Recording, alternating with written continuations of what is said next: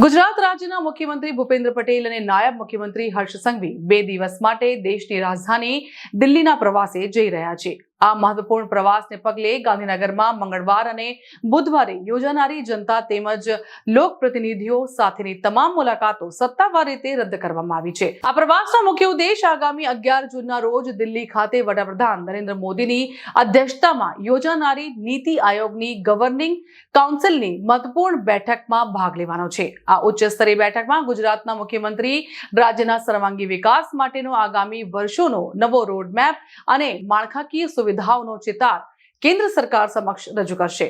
આ ઉપરાંત વડાપ્રધાન નરેન્દ્ર મોદીના સફળ કાર્યકાળના 12 વર્ષ પૂર્ણ થયાના ઉપલક્ષ્યમાં યોજાનારા વિશેષ રાષ્ટ્રીય કાર્યક્રમમાં પણ સીએમ અને ડેપ્યુટી સીએમ ખાસ હાજરી આપશે।